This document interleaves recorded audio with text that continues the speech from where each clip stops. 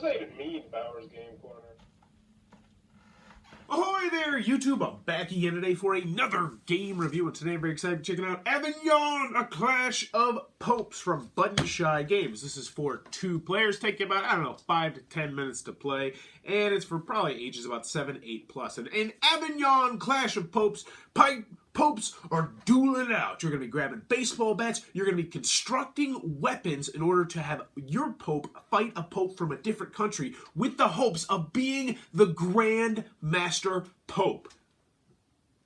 Oh wait, that's a different game. This is actually a game where you're going to be trying to get people from the city to come to your city to support your Popehood so you can be the Pope, and then you don't have to work for the rest of your life and just tell people what to do. So that's pretty cool too.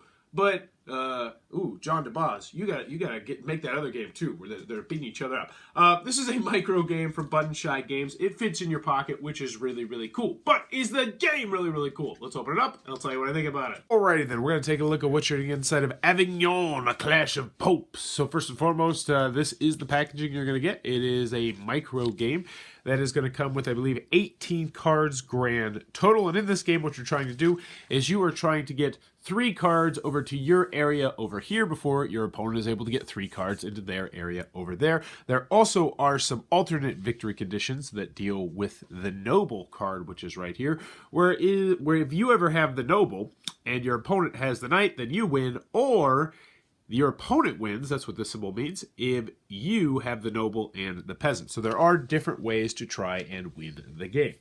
So in the game, what you're going to get, for the most part, is you're going to get 12 cards. There are 6 cards. There are 2 of each of those 6 cards, grand total of 12. They will be the Bishop, the Peasant, the Inquisitor, the Cardinal, Guildmaster, Knight, and then the 1 Noble. So how the game works is, what you're trying to do on your turn is you're going to be taking 2 actions most of the time. If you're the first player, you'll only take 1 action on your turn. But I'll go over all 4 of the actions that you are going to be able to do on your turn. Now, before I get started, I do want to mention that you cannot do the same action twice. So there's 4 total actions that you can do. You will get to do 2 of those actions on your turn, and you cannot do the same action twice. So let's get started. First action you can do on your turn, pretty easy one, is you can push one of the cards out here away from you. Once again, you were trying to get the cards over into here into your side, but sometimes it will be advantageous, especially when you're dealing with the Noble, to make it so that you're pushing them closer to your opponent. So I might just push this Knight, and bada boom, that would be my entire first action. Second action I might take is that I might pull something close to me. So I might say, all right, let's see. Well, if I have the Noble and they have the Knight, then I win. So you know what? I'll go ahead and pull the Noble to me. So pushing, push it towards your opponent, pull it towards you. Third option you have to do on your turn is to excommunicate. That means you get rid of a card from the center and replace it immediately with another card, and you put it in that same spot. So let's say my opponent's like, oh, I see what you're trying to do with the Noble Knight here. So you know what? I'm just going to excommunicate the Noble. So the Noble is now gone. It's in the discard pile, and you just replace it with whichever card is next, which in this case would be the Peasant. Now, the final action you can take is going to be the Petition. And this is the action that I think you'll be taking most of the time. How the Petition works is each card, except for the Noble, is going to say petition and then something you will do.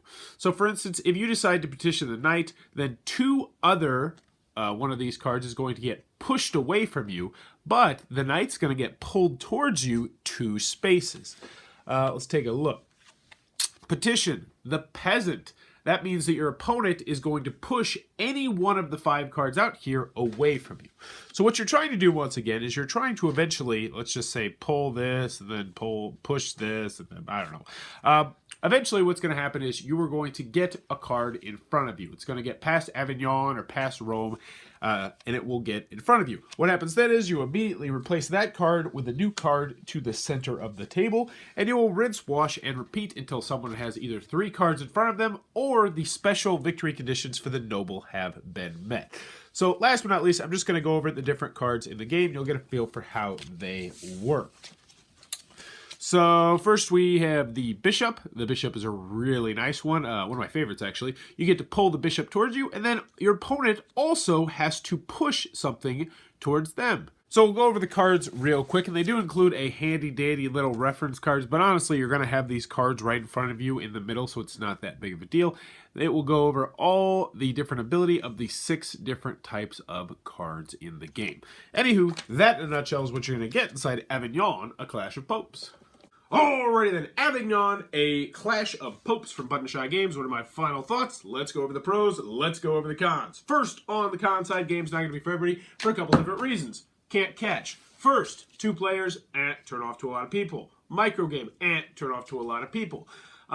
This is kind of a weird meta-ish con, but after playing the upcoming expansion, Avignon Pilgrimage, I actually like that one a little bit better than this one. So if you're looking at getting one or the other, I like the other one better. But that being said, I think having both is the way to go, because then you can mix and match cards. And that was, I think, the ideal way to play. Rules. The rule booklet is not as good as I would like it to be, and normally I always spotlight the rule booklet. I actually forgot to in the middle part of this. The rule booklet isn't a bad rule booklet, but I wish it was just a little bit more clear what everything did. Not to mention, they have the little reference card, and the little reference card... I hate when game companies do this. Don't give me a reference card that shows me exactly what's on the card itself, because if I'm trying to reference what the card does when the card's in front of me, I can see the card. Oh, that drives me crazy. Clearly tell me on the reference card what each and every one will do. That's just a pet peeve there. That being said, most of them you'll be able to figure out pretty easily, because the symbology is very simple in the game, but still... irked a nerve there. Any other cons I have for the game? Oh, the theme doesn't come across at all. I don't even know what the theme is. You're trying to be the best pope and win the popehood or something. Why does this card do that, or the other card do the other thing? Who knows? Doesn't really make sense thematically. This could be about, boiling potatoes and having a boiling potato race with there's zombies and they captured you and they're going to keep one human alive to boil potatoes. But you have to be boiling potatoes the fastest, and you're using all the special materials in the kitchen so you can boil the potatoes faster than your opponent. That could be the theme of this game, and it would make just as much sense as this theme right here. So the theme does not come across. The artwork is bleh. It's not bad artwork, but it's just, it doesn't get you excited about the theme. Now, maybe that's just me, but the theme itself is not exciting at all. There we go. That's what I got on the cons. It sounds like I hate the game. I don't hate the game. I actually like the game. I think it's a rock-solid micro game that if you're in the market for a 2-player game, I would recommend going to check out Avignon Pilgrimage, the newer one. That being said, this is not a bad game. And actually, my ideal recommendation, as I mentioned earlier, would be to get both. Why do I like this game? It's thinky. It's surprisingly thinky. Now, Pilgrimage is way more thinkier than this one. This one has much more cut and dry decisions, but it's still more thinky than a game with 12 cards has any right to be. Also, I personally love the packaging. I really like this, what is this? Looks like a little pill box for, birth control pills.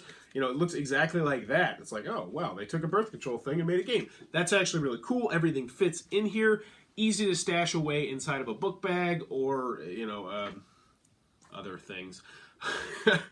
Any other pros I have for the game? It's just a fun little 2-player game. Easy to learn, easy to teach. The rules are okay. They could be a little bit better, but still, rock solid little micro game. That is Avignon, A Clash of Popes, one that I can recommend if you are in the market for a 2-player micro game and you can't get Avignon Pilgrimage. So, that's my review. If you enjoyed this review, please be sure to click on that subscribe button down below in the comments below. Let me know. Pilgrimage. What does it mean? I know what a pilgrim is. That was an early settler who came across from Britain. But what's a pilgrimage? Idge. Let's break down the word idge. Village. You know what? I don't know. I'm pretty sure this could be easily solved by a Google search, so I'm going to stop rambling. Let me know in the comments below, and as always, thanks for your time, YouTube.